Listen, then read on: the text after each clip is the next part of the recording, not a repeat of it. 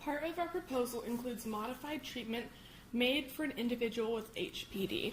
While IFST is a more general treatment made to target the cells found in HPD, it is important to realize that not everyone with HPD experiences the same symptoms.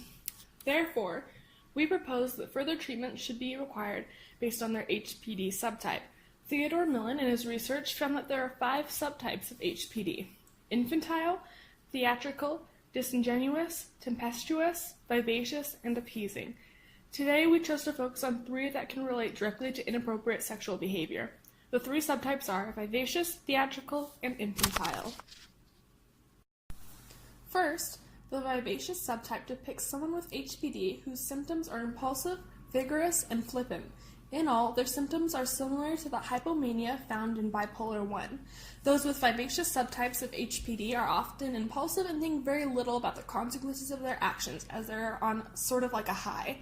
Therefore, it makes it that much easier for them to act on any sexual impulse they may have without stopping to think of the consequences. A treatment we found possibly beneficial to the vivacious subtype is mindfulness-based cognitive therapy, or MBTC for short. MBTC has shown to increase mindful, non-judgmental observance and awareness of thoughts, feelings, and sensations. MBCT consists of a group therapy session where you learn meditation techniques as well as basic principles of cognition, such as the relationship between the way you think and how you feel. Meditation will teach the participant how to focus inward and thoughtfully reflect on decisions as well as consider the negative emotions that they're experiencing. Second is the theatrical subtype. Those who fall into the theatrical subtype typically market self-appearance, simulate desirable poses, and are stagey. They typically seek attention through their physical appearance. This may result in them using their bodies in order to keep others' attention on them, thus resulting in inappropriate sexual behavior regarding their bodies. One possible treatment we propose is role-play therapy. Role-play therapy is used when someone experiences a conflict of 2 of their roles and helps an individual to balance multiple roles in their lives. There are 3 main parts to role therapy. First, the role. The role is a predictatable series of thoughts, feelings, and behaviors that are recognized as one aspect rather than the totality of a person's existence. Next, there's the counter role, which is just another role that competes for the spotlight. The role and counter role exist in a dialectical relationship as they strive towards balance. This strive towards balance is healthy and it helps to reason with conflicting views or thoughts. Sometimes a role can become too large for a person's psyche, obscuring the counter role. Due to the loss of balance, the individual can experience duress, thus locked in a rigid way of thinking or behaving. This is where the third aspect of role therapy, known as the guide, comes in. The guide is typically a therapist who helps a person cope with contradictory tendencies and restores balance.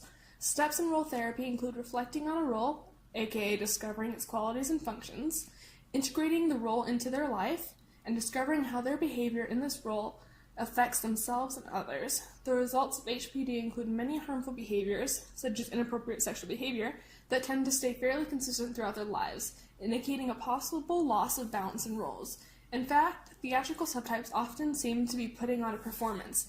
Exploration of the participants' roles may help them to reduce conflicts and promote a healthier behavior as they begin to find balance in their life. The third and last subtype we have chosen to focus on is the infantile subtype.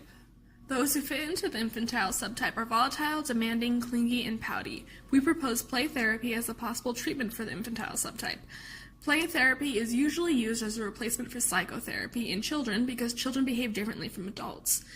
Since the infantile histrionic subtype includes many childlike behaviors such as pouting, separation, and attachment anxiety, and volatile behavior, a modified version of play therapy may be helpful in treatment.